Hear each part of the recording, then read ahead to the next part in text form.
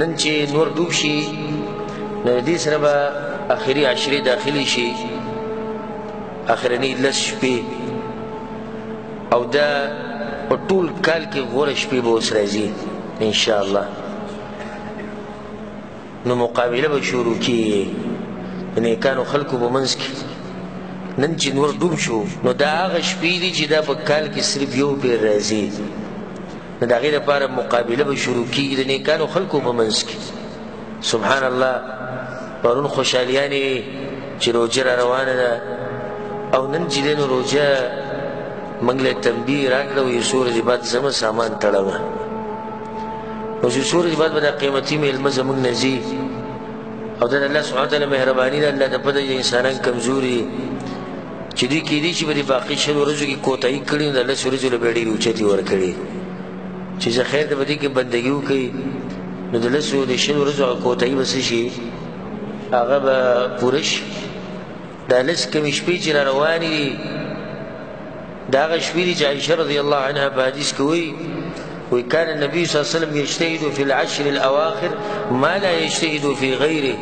رسول صلی الله علیه وسلم به په دې اخرنۍ 10 شپو کې هغه کوشش کو چې هغه به په نورو ورځو کې نه کو. په یو حدیث کې راځي سبحان الله، د حدیث ته غوږ کېږدئ، فاذا کان العشر، کله چې به دا 10 شپې راغلې، شمر وشد المئزر، رسول صلی الله علیه وسلم به ځان وتړو، د ملا به یې د بندګۍ ته بیا وتړل د الله سبحانه وتعالی.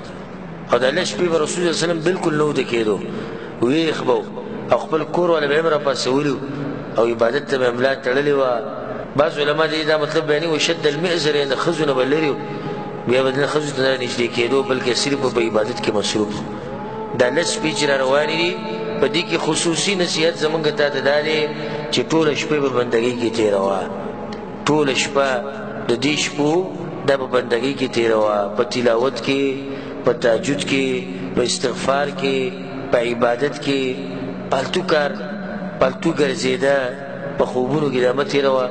خوب ټول کال پروت دی او دا اوس یو څو ورځې کېدای شي بیا رانه شي، کېدای شي دا شپې بیا په موږ باندې رانه شي.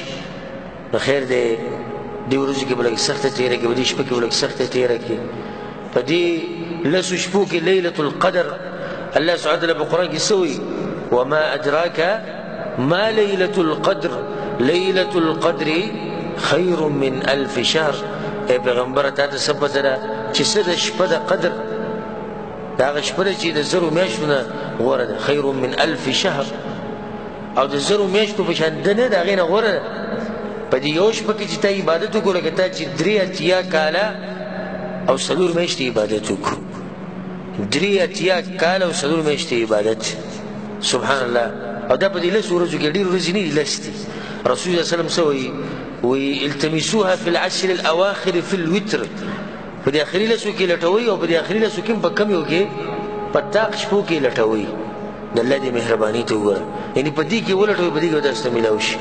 نو دا ټولې شپې په بندګۍ کې تېرې کړي، 10 شپې دي که نه، په دې کې به ليلة القدر تا ته لازم نصیب کېږي، لازم به نصیب کېږي چې ټولې ته په بندګۍ کې وایي.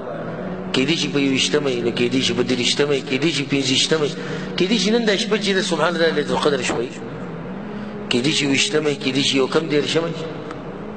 نو په دې انتظار به نه کښېنئ چې موږ فلانۍ شپې له بندګي کوو، فلانه ټول څومره شپې چې ټول به بندګي کوو د رب العالمین، او لازم به ستا په نصیب راځي. او سلفو به دا خبره کوله، الله وایي موږ ته دا شپه په دې 10 شپو کې ښوولې ده چې په دې کې ده، که دا شپه الله ویلې وې چې په دې ټول کال کې یو شپه داسې ده، نو موږ به 360 شپې چې د دې لپاره تېرې کړې وي. خو چې موږ ته دا شپه میلاو شوې وې، هغه وایي چې موږ به ټول کال د دې لپاره تېر کړی وی، او موږ 10 شپې چې د هغه نه شو تېرولی. نو دا 10 شپې چې برکتي شپې دي، د عبادتونو شپې دي، د جنت د ګټلو شپې دي، دا شان د اعتکاف شپې دي. اعتکاف پکې وکړئ، کوم ملګرو ته چې موقع ده هغوی د اعتکاف وکړي. زاریان یم چې خلکو ته اعتکاف داسې معمولي عبادت کاریانه کې رسول صلی چې کله مدینې ته راغلی نو اعتکاف یې نه دی پرېښوی. هر کال به هغه 10 ورځې اعتکاف کوو، په کوم کال چې وفات کېدو نو 100 ورځې اعتکاف یې کړی شل ورځې اعتکاف یې کړه. دا اوس د صحیح مقابلې وخت راغی. که تاسو خیال کړئ کله چې د آسونو او د اوښانو مقابلې نو په دې اخري وخت کې ښه زور ورکړي کله چې د اوښان او د آسونه دا پټه ویني کوم باندې چې به فیصله کېږي چې څوک به ګټي څوک به بیلي نو هغوی ښه زور ورکړي. او سبحان الله موږ د جومات په اولو ورځو کې ډېر ډک اوس څه شو ورو ورو پسې د کور کم سړی یاد ساتئ کم سړی چې په بندګۍ کې ورو ورو کمېدو پوه شئ د به دې بندګۍ کې څه چل دی او کم سړی چې په بندګۍ کې برخطو نو پوه شئ چې د بندګۍ کې اخلاص دی الله یې قبلوي. اوس د اخري وخت دی یا به 9 ورځې پاتې او یا 10 ورځې دي خو دومره موږ ته د الله دې میلمه ووایي چې زه سامان تیارومه نور روانېدو والی یم. خلک چې د میلمه رخصتي کې دروازې پورې ورسره ځي که نه ځي که نه ځي ورسره چې کوم دي چې کچه خلک هغوی د میلمه ته وایي زه صحیح ده زه ته ځه درانه خلک د میلمه سره کوم ځای ته راوځي دروازې پورې راشي رخصتي کې ګاډي ته وخېجئ. اوس د الله سبحانه وتعالی د دې میلمه رخصتي به دی چې موږ به په دې اخري 10 ورځو کې سم کوشش وکړو. دا 10 ورځې زما ته ورسره نصیحت دی جوماتونو کې تېرې کړئ. دا 10 ورځې بازارونه پرېږدئ لږ دا 10 ورځې د موبایل پرېږدئ. والله العظیم دې موبایلو چې څومره تباهي کړې دومره بل شي نه دی کړی وی. که دا موبایل یې نه وی موږ به په جومات کې وی.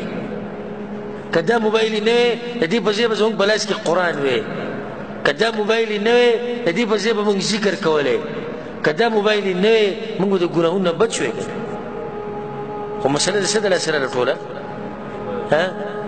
نو زما ته ورسره نصیحت دی 10 ورځو له به دا موبایل بند شي که بند به نه شي. فیسبوک بندېدی شي 10 ورځو له 10 ورځې بند کړي.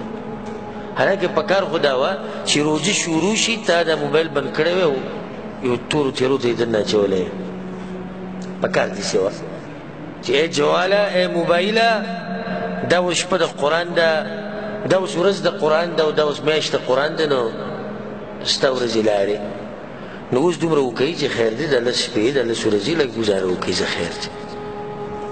فیسبوک دومره غټ شی نه دی خو چې تا خو دې خو خبرې وپکې او د دې ورځو نه فایده واخلئ جوماتونو کې کښېنئ ذکر او اذکار شروع کړئ د قرآن تلاوت شروع کړئ.